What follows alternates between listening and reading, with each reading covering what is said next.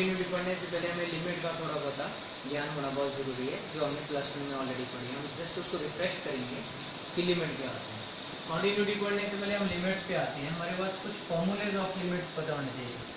जैसे आपके पास limit x tends to 0 sin x over x use होंगे फॉर्मूले, तो आपको पता होना चाहिए ये फॉर्मूले इस तरह से। Limit x tends to 0 tan x over x equal to limit x tends to 0 e की power x minus 1 over x equal to limit x tends to 0 a की power x minus 1 over x equal to log of a। Limit x tends to 0 log of 1 plus x over x equal to 1। तो ये कुछ formulas हैं जो आपको limits में पता होने चाहिए। x की पावर n माइनस a की power n over x minus a is equal to n into a की पावर n माइनस। तो ये फॉर्मूलाज ऑफ लिमिट्स हैं। ये आपको जब कॉन्टिन्यूटी के क्वेश्चंस करोगे तो कहीं पे यूज हो सकते हैं। तो ये आपको रिफ्रेश होने चाहिए कि ये फॉर्मूलाज होते हैं। अब कॉन्टिन्यूटी करने से पहले आपको किसी भी लिमिट्स को आप निकालते हैं तो वो ये पता होना चाहिए कि वो लिमिट एग्जिस्ट करती है पहले कि नहीं करती। एग्जिस्टेंस ऑफ द लिमिट पे आती है। जैसे हमारे पास कोई फंक्शन दिया हुआ है limit x tends to a f of x a निकालने के लिए, तो वेदर एग्जिस्ट और नॉट, ये मतलब लिमिट एग्जिस्ट करेगी या नहीं करेगी, ये डिपेंड किस पे करेगा। कॉन्टिन्यूटी उसके बाद की बात है।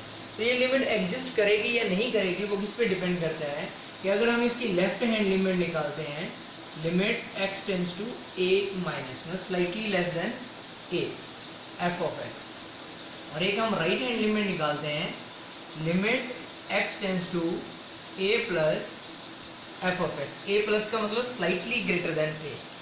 अगर ये दोनों लिमिट्स राइट हैंड लिमिट और लेफ्ट हैंड लिमिट अगर दोनों बराबर आती हैं तो इसका मतलब है कि इस लिमिट को हम a लिमिट एग्जिस्ट करेगी। इसका मतलब है limit x tends to a f of x exist, ये लिमिट एग्जिस्ट करेगी।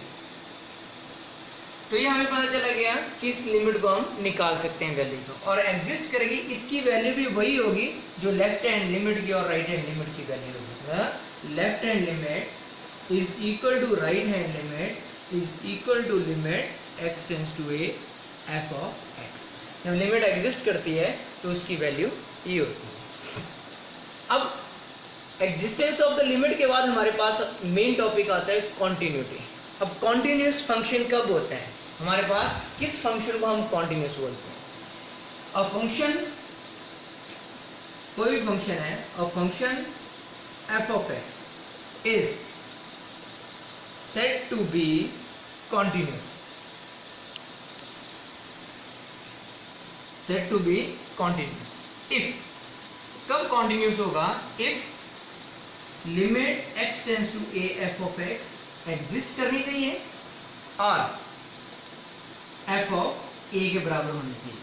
अगर limit x tends to a exist करेगी और जो भी इसकी वैल्यू आएगी अगर वो f ऑफ a के बराबर आती है तो इसका मतलब है फंक्शन कॉन्टिन्यूस है। और ये लिमिट एग्जिस्ट कब करती है, जब इसकी left hand limit is equal to right hand limit, और वो चीज किसके बराबर होनी चाहिए, f ऑफ a के बराबर। और लेफ्ट हैंड लिमिट को हम कैसे लिखते हैं, जैसे a की बात हो रही है तो f ऑफ a माइनस, और राइट हैंड लिमिट को कैसे लिखते हैं, a plus f of x equal to f of a। तो left hand limit is equal to right hand limit equal to f of a। अगर इस तरह से चीज आती है तो उस फंक्शन को हम कॉन्टिन्यूस फंक्शन बोलते हैं। तो यही कंडीशन होती है कॉन्टिन्यूटी की। अगर ये दोनों बराबर हैं, ये इसके बराबर नहीं है तो फंक्शन कॉन्टिन्यूस नहीं हो सकता। तो डिपेंड करता है कि ये लिमिट एग्जिस्ट करनी चाहिए और वो चीज़ f ऑफ a के बराबर होगी, only then the function is continuous. अब हमारे पास डिसकॉन्टिन्यूस की टाइप्स आएंगे। फंक्शन डिसकॉन्टिन्यूस होगा तो उसकी कौन कौन सी टाइप्स होगी वो देखते हैं। हम टाइप्स ऑफ डिसकॉन्टिन्यूस की बात करेंगे कि कितने टाइप्स की डिसकॉन्टिन्यूटी होती है। सबसे पहले हम बात करते हैं first kind of discontinuity. First kind of continuity कि डिसकॉन्टिन्यूटी फर्स्ट काइंड की कैसी होती है। अगर हम निकालें लिमिट एट, मान लो कोई पॉइंट लेता हूँ at x equal to a पे चेक करना है, first point of discontinuity at x equal to, तो इसकी मैं लेफ्ट हैंड लिमिट निकालता हूँ, ये is not equal to right hand limit. अगर left hand limit right hand limit के बराबर नहीं है तो उसको बोलते हैं हम डिसकंटिन्यूटी ऑफ फर्स्ट काइंड। और सेकंड क्या होता है, second kind of discontinuity.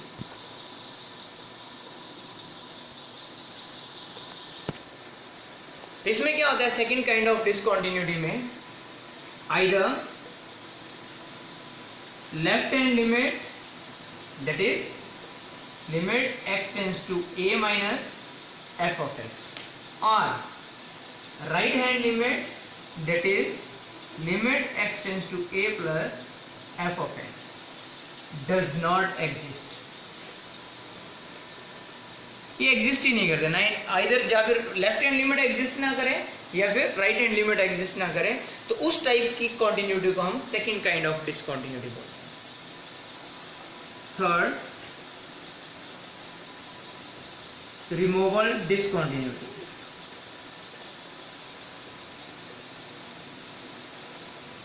Removal discontinuity, इसमें क्या होता है, फंक्शन को हम डिसकंटिन्यूअस का बोलते हैं if limit x tends to a exist करेगा, जो भी ये left hand limit right hand limit के बराबर होगी, but is not equal to f of a। जब एग्जिस्ट कर रहा है left hand limit right hand limit के बराबर है, लेकिन वो f ऑफ a के बराबर नहीं है, तो इस टाइप की डिसकंटिन्यूटी को हम रिमूवल डिसकंटिन्यूटी बोलते हैं। ये तीन टाइप की डिसकंटिन्यूटी है आपके पास जो हम चेक करेंगे। कई बार पर्टिकुलर पूछा हुआ है, better tell this is which type of discontinuity, first kind, second kind या रिमूवल डिसकंटिन्यूटी। अदरवाइज डिसकंटिन्यूस ही पूछी गई है तो वो आप बता सकते हो कि ये डिसकंटिन्यूस है, उसमें बताने की जरूरत नहीं है कि फर्स्ट काइंड है, सेकंड काइंड है या थर्ड काइंड है। लेकिन डिसकंटिन्यूटी की ये टाइप्स हैं आपके पास, ऐसे भी डिसकंटिन्यूस होगा, ऐसे भी डिसकंटिन्यूस होगा और ऐसे भी डिसकंटिन्यूस होगा। अब हम इस पे बेस्ड क्वेश्चंस करेंगे। हम लिखिए examine the continuity of the function, function दिया होता है, इस फंक्शन की हमने कॉन्टिन्यूटी चेक करनी है और फंक्शन की वैल्यू क्या है, दो वैल्यूज हैं, x + 1 है, लेकिन वो कब है, x < 2 के लिए, और 2x - 1 है, और कब है, x < 2 के लिए। और एट x = 2 पे हमने चेक करना है फंक्शन कॉन्टिन्यूस है या नहीं है। तो इसके लिए हम क्या करेंगे, तो दोनों के लिए 2 के लिए अगर <2 के लिए अलग वैल्यू और <2 के लिए फंक्शन की वैल्यू अलग है, तो हम इसकी लेफ्ट हैंड लिमिट चेक करते हैं। Limit x tends to 2 minus, function है f ऑफ x, जब वैल्यू 2 से कम है तो फंक्शन की वैल्यू क्या है, 2 से कम के लिए कौन सी वैल्यू है, <2 के लिए x + 1, तो x + 1 यूज करो 2 माइनस के लिए। और जब भी नेगेटिव होता है, 2 माइनस होता है, तो हम क्या करते हैं, पुट x = 2 - h। हम लिखते हैं as x tends to 2 minus h tends to किसको करेगा, 0। तो लिमिट चेंज होगी यहाँ पे, h tends to 0, 2 - h + 1, limit h tends to 0, 3 - h, अब h की जगह 0 पुट कर दिया तो 3 - 0 = 3। तो लेफ्ट हैंड लिमिट हमारे पास 3 के बराबर है। अब हम राइट हैंड लिमिट निकालते हैं, that is limit x tends to 2 + f of x। तो क्या दिया हुआ है, limit x tends to 2 + <2, slightly greater than है, तो <2 के लिए वैल्यू क्या है फंक्शन की, 2x - 1। और जब राइट हैंड लिमिट होती है तो हम पुट क्या करते हैं, x को 2 + h as x tends to 2 + h tends to 0। तो आपके पास क्या आ गया, h टेंड्स टू 0, 2 × 2 + h - 1। अब h की जगह 0 पुट कर दो, 2 × 2 + 0 - 1, दैट इज 4 - 1 = 3। तो लेफ्ट हैंड लिमिट भी आ गया आपके पास, और left hand limit is equal to right hand limit बराबर आ रही है। अब हमने तीसरी चीज निकालनी है, f ऑफ 2 = 2 के लिए। जब x की वैल्यू = 2 है तब क्या होगा, = 2 का यहाँ लगा हुआ है, और फंक्शन की वैल्यू क्या है, = 2 के लिए x + 1, तो क्या जाएगा 2 + 1 दैट इज इक्वल टू 3। तो तीनों वैल्यूज निकाल दिया हमने और हमें ये हो रहा है therefore left hand limit is equal to right hand limit is equal to f of 2। मतलब ये सारी वैल्यूज एक बराबर हैं। तो इसका मतलब क्या हुआ, therefore function f of x is continuous at x equal to 2। तो हमें यही चेक करने के लिए बोला हुआ था कि 2 के लिए बताओ कि फंक्शन कॉन्टिन्यूस होगा या नहीं होगा। तो हमारे पास लेफ्ट हैंड लिमिट और राइट हैंड लिमिट निकाली और f of 2 पे वैल्यू देखी तो सभी की वैल्यूज एक वजह से है, इसका मतलब फंक्शन कॉन्टिन्यूस होगा 2 के। इसमें भी कॉन्टिन्यूटी चेक करनी है, लेकिन फंक्शन आप क्या दिया 2x + 3 if x is less than equal to 2, 2x - 3 if x is greater than 2। At x equal to 2 के लिए इसकी कॉन्टिन्यूटी आपने चेक करनी है। आपने क्या करना है, लेस देन 2 और ग्रेटर देन 2 के लिए अलग है, तो हमने लेफ्ट हैंड लिमिट निकालनी है। Limit x tends to 2 minus f of x। तो लेस देन 2 के लिए 2 माइनस का मतलब लेस देन 2, लेस देन 2 के लिए फंक्शन की वैल्यू कौन सी है 2x + 3। अब क्या पुट करेंगे हम, लेफ्ट हैंड लिमिट में आपको बताया अगर 2 है तो 2 - h, 3 होगा तो 3 - h as x tends to 2 minus h tends to 0। तो लिमिट चेंज हो गया आपके पास h टेंड्स टू 0, 2 × 2 - h + 3। अब h टेंड्स टू 0 है तो h की जगह 0 पुट कर दिया तो आपके पास क्या आ गया, दैट इज 4 + 3 = 7 के बराबर। तो left hand limit is equal to 7। इसी तरह से हम राइट हैंड लिमिट निकालेंगे। Limit x tends to 2 + f of x। Limit x tends to 2 + greater than 2 के लिए फंक्शन की वैल्यू कौन सी है, ग्रेटर देन 2 के लिए 2x - 2। अब हम पुट क्या करेंगे,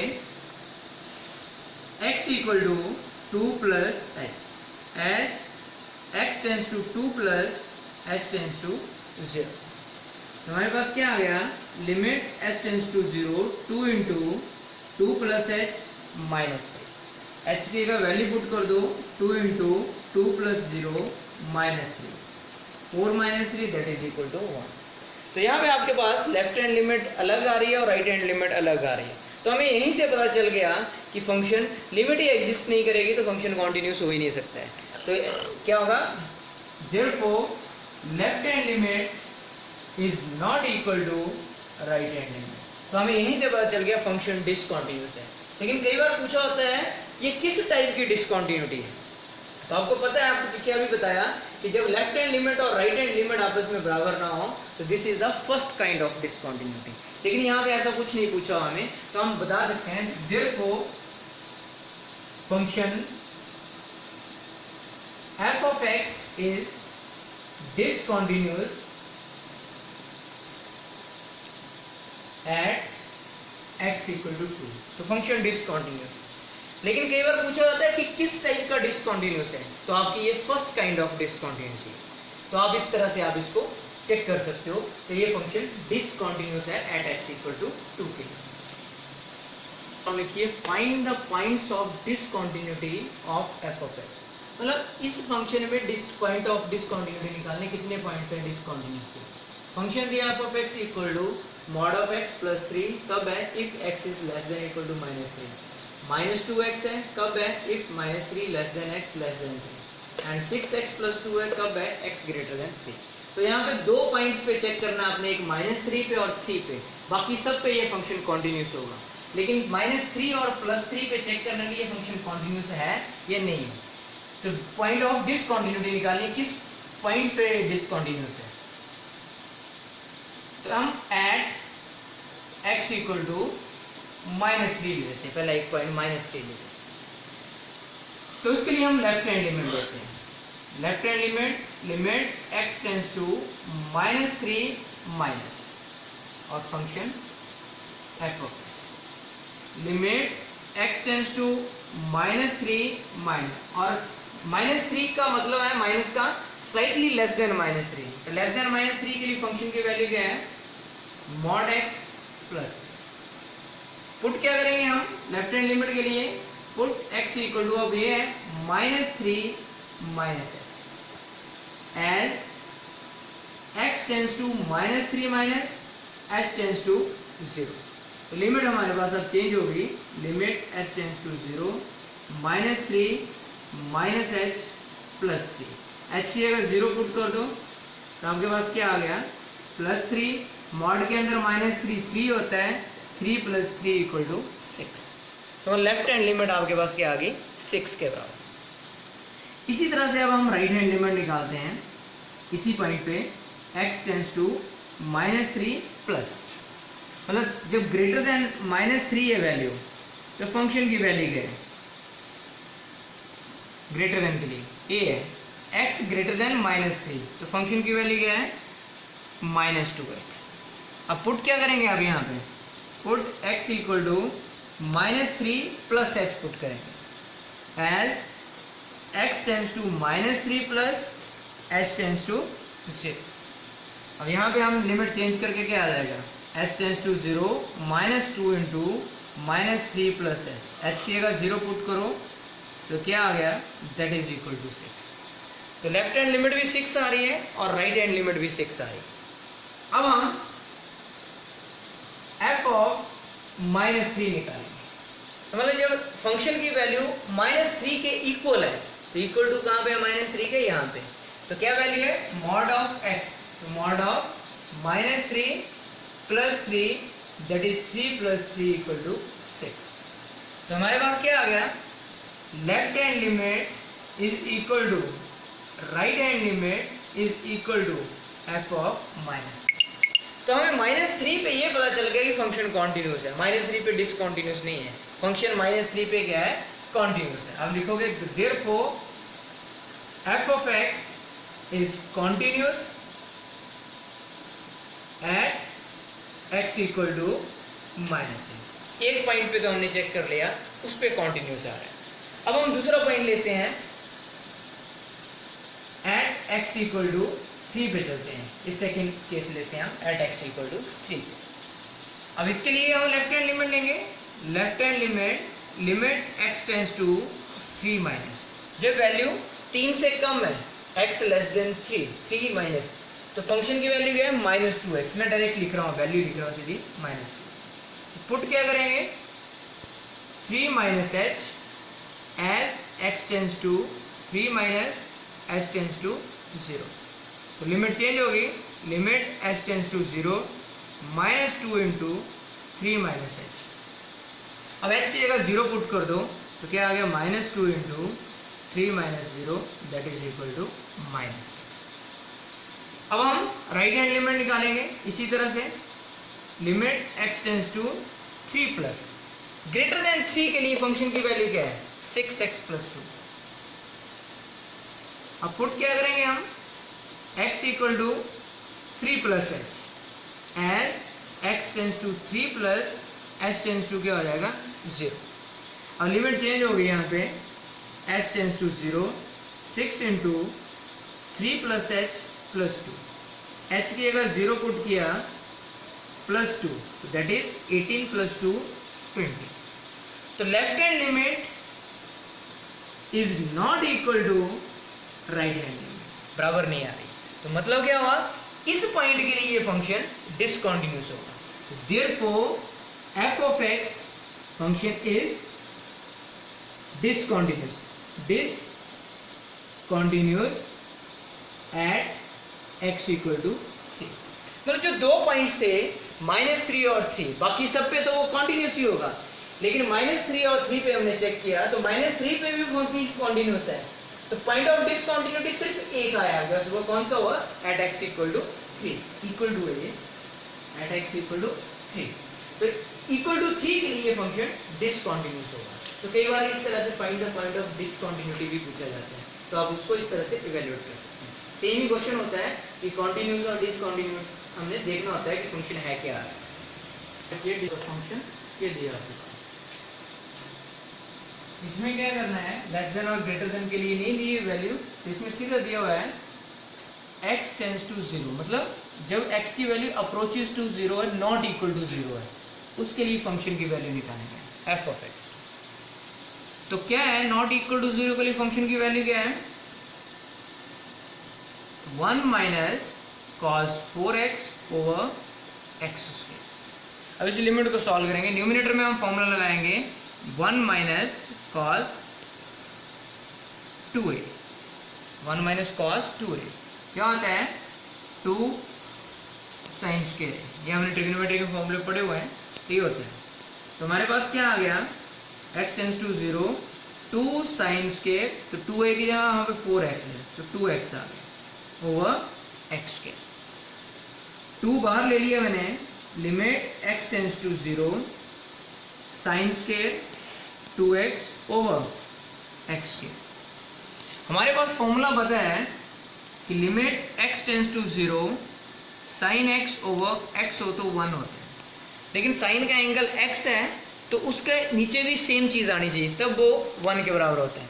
यहाँ पे साइन का एंगल क्या है 2x, लेकिन साइन किस में है, स्क्वायर में, तो यहाँ पे एंगल का स्क्वायर आएगा, तो एंगल का स्क्वायर कितना होता है 4x स्क्वायर, तो हमने 4 से मल्टीप्लाई किया और 4 से डिवाइड किया, तो बैलेंस हो गया आपके पास। अब आपके पास क्या बचा, 2 इंटू limit x tends to 0 sine 2x over 2x का होल स्क्वायर इंटू 4।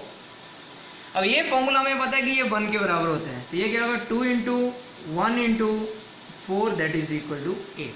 तो हमारे पास limit x tends to 0 f of x क्या आ गया, 8 के बराबर आ गया। अब हम f ऑफ 0 निकालेंगे, क्या निकालेंगे, f ऑफ 0। तो f ऑफ 0 कितना आएगा आपके पास, f ऑफ 0 निकालेंगे तो कितना आएगा आपके पास,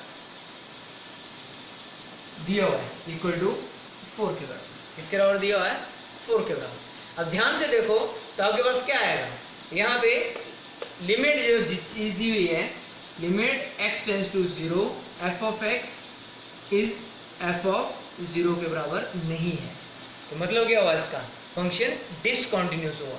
लेकिन कौन से टाइप की डिसकंटिन्यूटी है ये रिमूवेबल डिसकंटिन्यूटी है, तो लेकिन पूछा होगा तो हम बता देंगे, लेकिन जस्ट इतना भी लिख दें हम, therefore f of x is discontinuous at x equal to 0, मतलब x इक्वल टू 0 के लिए ये फंक्शन डिसकंटिन्यूअस है, क्योंकि ये लिमिट जो एग्जिस्ट करेगी और 8 की वैल्यू f ऑफ 0 के बराबर नहीं आ रही है, तो ये फंक्शन डिसकंटिन्यूअस, अगर बराबर आती तो ये कंटिन्यूअस होना था, लेकिन बराबर नहीं आ रही है, तो therefore it is discontinuous. Prove that the greatest integer function is continuous for all non-integral values and discontinuous for integral values. ये प्रूव करना है, कैसे करना है, आपने दो केसेस हैं क्वेश्चन में।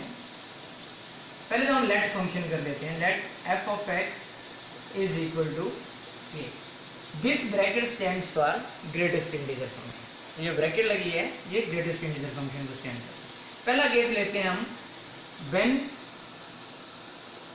कोई वैल्यू लेते हैं, when x not belongs to integral, हमने कुछ माना कि x इंटीग्रल वैल्यू नहीं है, तो let x equal to c मान लिया मैंने कि इंटीग्रल वैल्यू नहीं है, c कोई नॉन इंटीग्रल वैल्यू है आपके पास, तो हम c के लिए चेक करेंगे। इसके लिए हम लेफ्ट हैंड लिमिट लेते हैं, limit x tends to c minus, और फंक्शन क्या आपके पास greatest integer x, put x equal to c minus h as x tends to c minus h tends to 0, तो क्या आ गया पास, limit h tends to 0 c minus h, c एक नॉन इंटीग्रल वैल्यू है, मतलब ये नंबर लाइन आपकी मान लो,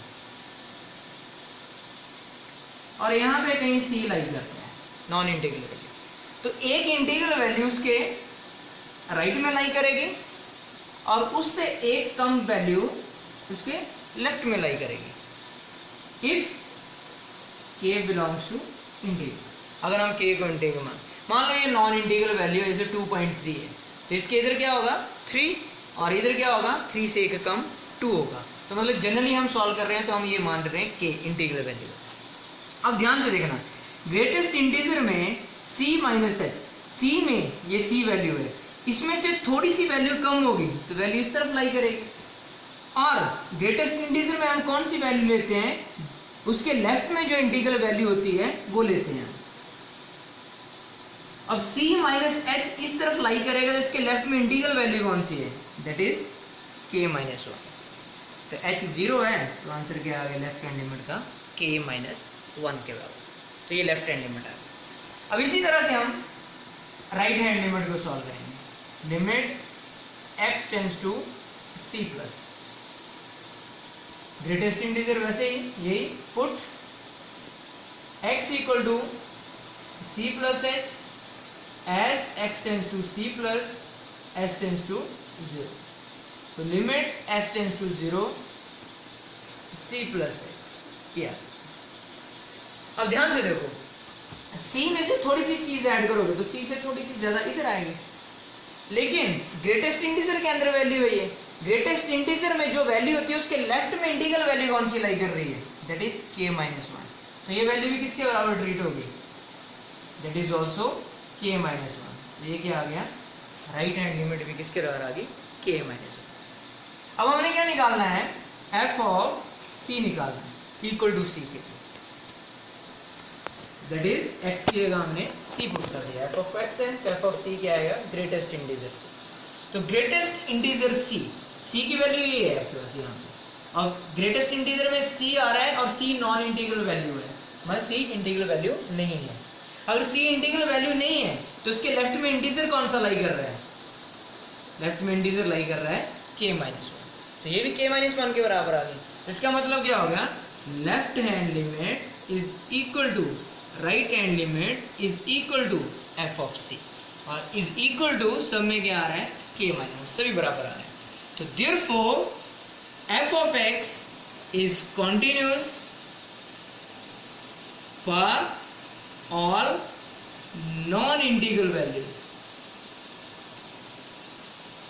नॉन इंटीग्रल वैल्यूज मतलब जितनी भी नॉन इंटीग्रल वैल्यूज होंगी, चाहे वो 2.1 हो चाहे 1.2 हो, सभी नॉन इंटीग्रल वैल्यू के लिए ग्रेटेस्ट इंटीग्रल फंक्शन हमेशा क्या होता है, कॉन्टिन्यूस होता है। अब इसका दूसरा पार्ट है, इंटीग्रल वैल्यू के लिए डिसकंटिन्यूअस होता है। तो ये चेक करना है इंटीग्रल वैल्यू के लिए, when x belongs to integer.